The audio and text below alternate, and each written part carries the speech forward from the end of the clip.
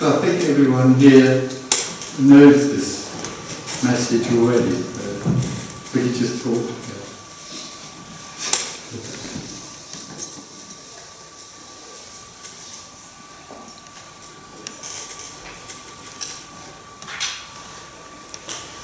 When I first started talking years ago, I never said anything at the beginning. I used to just sit there and say nothing. People wonder whether they come to the wrong meeting.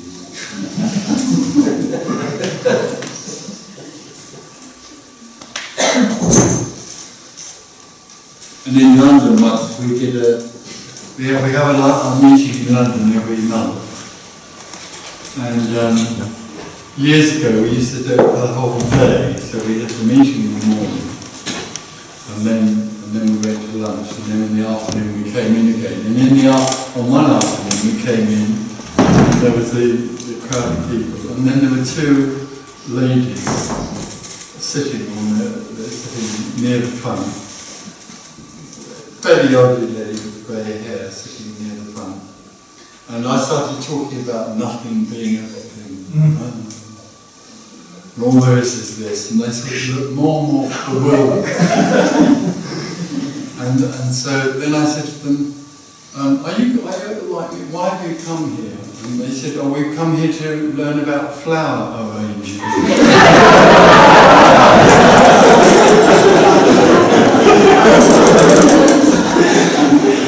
When I come to the wrong room.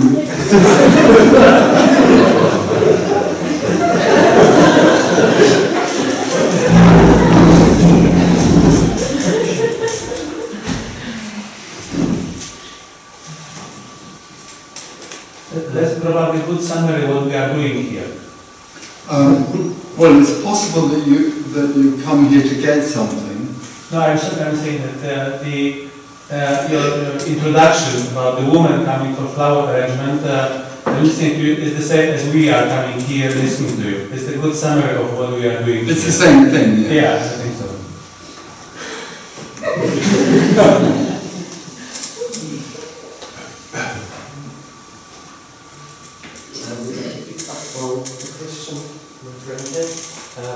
Yes, if there's no more me or sense of me, could there still be anger or fear or whatever arising?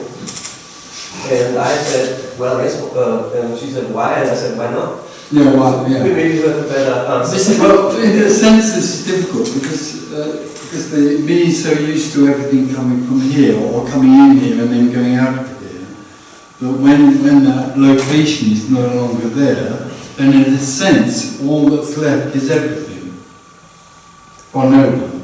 So there's nothing here, there's only everything or life happening. And of course in life there can be anything, anger, separation, anything can happen in that apparent life. So in life itself. So there's no, but the problem that people have is that they then think that can happen here, but it doesn't happen here. There isn't a here for it to happen. So in that sense, all there is everything, and everything can happen, anger and anything else. But it doesn't happen in a location anymore. But there is a sense of energy. It can be. There's an energy sense. We were talking about art and music yesterday, and people were talking about, do you feel beauty in art or music anymore, or anything?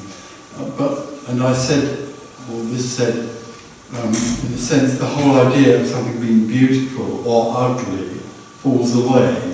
But of course, in another way, art, music, or whatever has an energy which can affect this body, or can affect this life, or the sense of what's heard. So there's always something that's energetic there that is very alive. But it doesn't any longer have any idea that one thing is beautiful and another thing is ugly. All those sort of comparisons fall away. And there's still maybe cold wind on the skin and you get goosebumps. Yeah, absolutely. Yeah. It's just what's happening rather than it being located.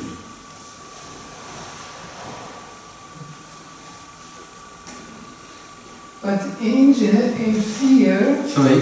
anger or fear is being felt sometimes here very much. In the body. Yeah, in the body. Yeah. Who is sensing, or what is sensing? Oh, nothing. Nothing. Yeah, of course, there is no me. No, there's just fear. It is fear, but who is sensing? What Oh, is, no one just a is. sense. The whole thing is that the sensor, or the knower, or that which is aware of fear, is no longer there. Yeah, It's just what there is, Yeah, with nothing but knowing, nothing knowing. yeah. And it can be in the body, or it can be outside, it Yeah. can be... It's anything, it's everything. Yeah. There is only the immediacy of what is, which can't be described. This can't describe what sitting here is like, because if it could, then that would be known by something. So there's no... People, when this happens to people, they say it's amazing because I can't now describe what my life is anymore, because it's not, there's nothing there that knows it, there's just life happening.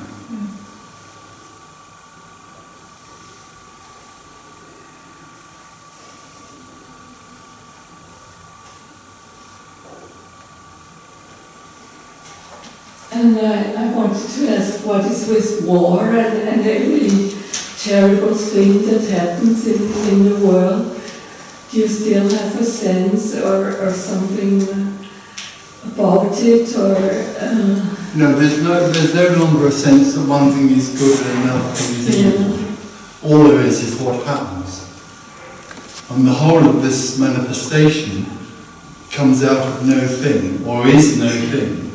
This is no thing manifesting.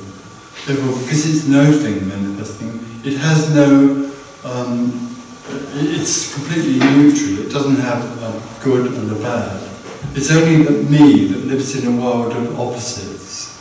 Because the me lives in a world, in a subject-object world, and it sees what's happening outside as good or bad. It lives in a divided reality.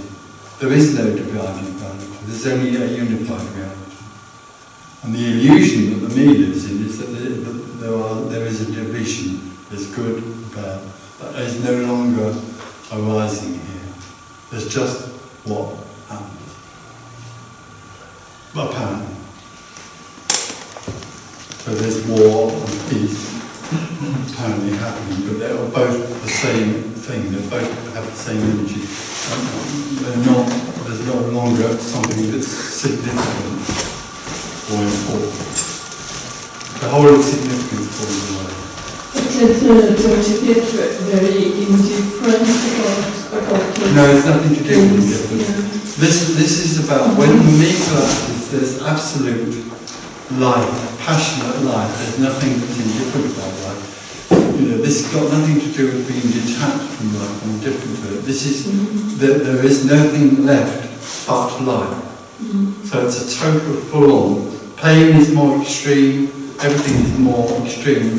There's nobody feeling that. Everything is full-on, and it isn't filtered by a detachment or an avoidance.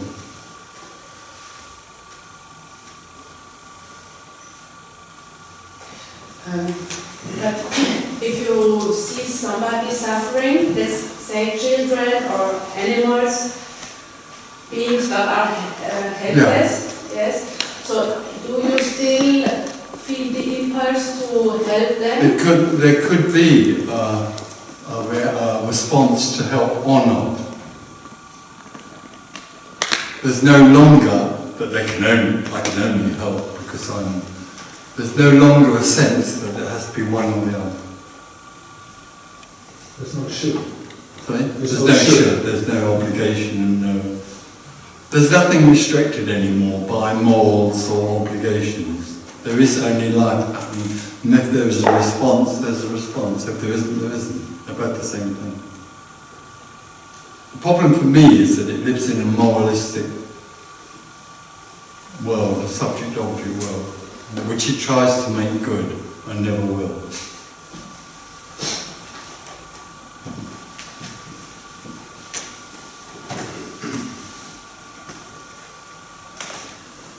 I guess these things like war and peace and all these things that we label are ideas. Are ideas. And any idea has me in it. Yeah, there's a certain idea linked or belief system linked with war and peace. But of course there's also the energy of war and peace, or violence and so on. But there is just energy arising. Yeah. And there can be a response to that or not. But the idea that in somewhere or other there's some action that I could take, there is no I, that could choose to take in order to make that better, it simply collapses. All ethics and morals simply collapse with the me. Ethics and morals are there for the me to make its life a bit better. Right, and that's where the labeling sort of Yeah. comes from. We have to, because otherwise we wouldn't know what to Yeah, attach so to. those things are labelled, yeah, and then become ideas or beliefs.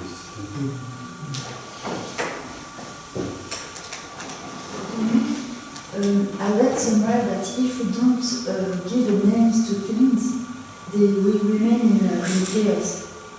Well, not really. I mean, basically, separation is the source of everything to do with knowing and labelling and calling something a name. Because in a sense, if you call it a name, then you sort of know what it is and you can control it.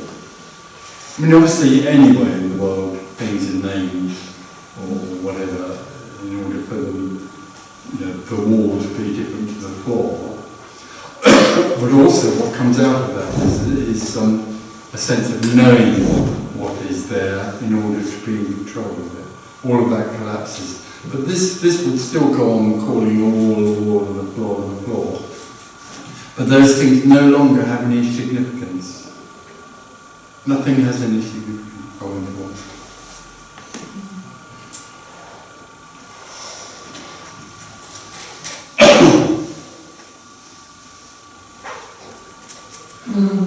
But don't you feel better in a beautiful place than in There an is no such ugly? thing as a beautiful or ugly place. There's only Yeah. one there is. The whole idea that something is beautiful and ugly is in the story of opposites. There just is what there is. Even the states of pleasant or unpleasant is disappearing. In that way, you could say. I mean, it gets difficult because there is a discrimination between not very good wine and good wine. In that way, you say there's a discrimination. But bad wine doesn't. In some way or other, there's nothing that is affected by bad wine. There's just a discrimination between the two things. A poorer wine or a more interesting wine. There's nothing any longer that's attached to that measuring.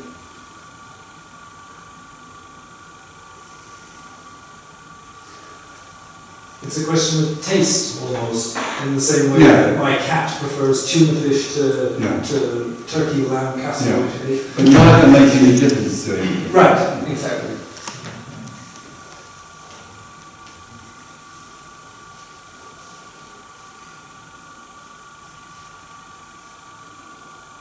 So you don't get as much of a hangover from bad wine afterwards?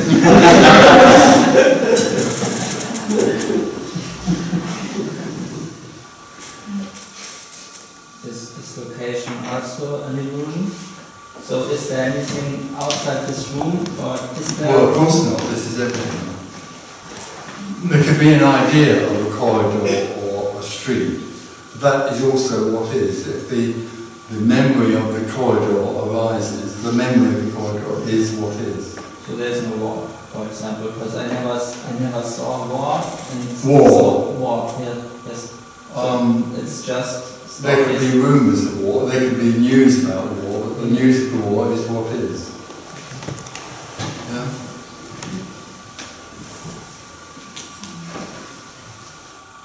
Are there relationships? See? Are there relationships? No.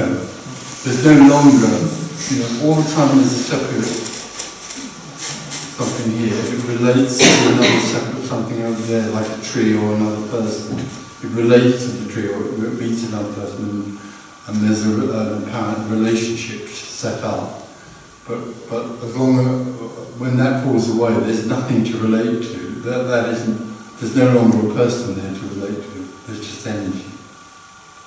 There's not a separate object there.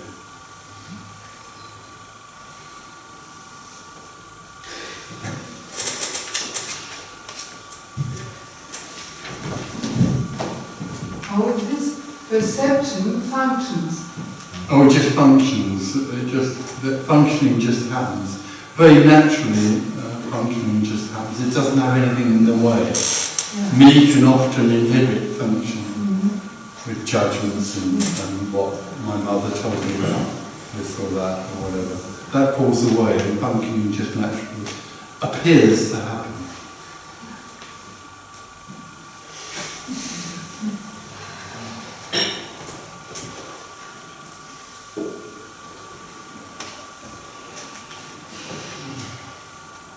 I mean, everything that's happening in this room, nobody's doing anything in this room. Slight movement or thought or just looking at this or looking at that. There isn't anyone doing it, it's just what seems to be happening. But the me believes it can choose to look over there or move that way. And so there is no question of perception. No. It's only in connection with the me that there is Yeah. a perception. The me is the perceiver. Birth of the child out of act of sex between two. Sorry? A birth of a child as a result of act of sex between two. Well, that's one logical explanation for it. So what? But nobody chooses to make love, it happens. Nobody chooses anything. It's only the me that lives in a dreamt reality in which it comes to believe that it is real and that it has real free will and choice. There isn't anyone that chooses anything. There's only what seems to happen.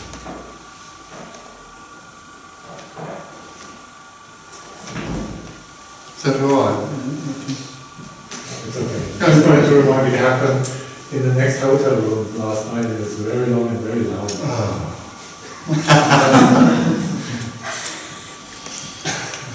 I would like to ask you, because you said there is no me, so my question is, so who is dreaming? So, Who is dreaming if there is no me? So to whom the dream happens? well, the dream happens to me. Me is the dreamer. Me is the dreamer, and me dreams that it is real, and that the world is a subject-object world. That's its dream. It's an illusory dream it lives in, which it's convinced is real. But can you point me? Can we point Can I point? me? No, I don't. I'm sorry. There isn't anyone here. How can I point at me? There isn't anyone. There might be bodies that dream they are people. As far as this is concerned, there isn't anyone here. No me here.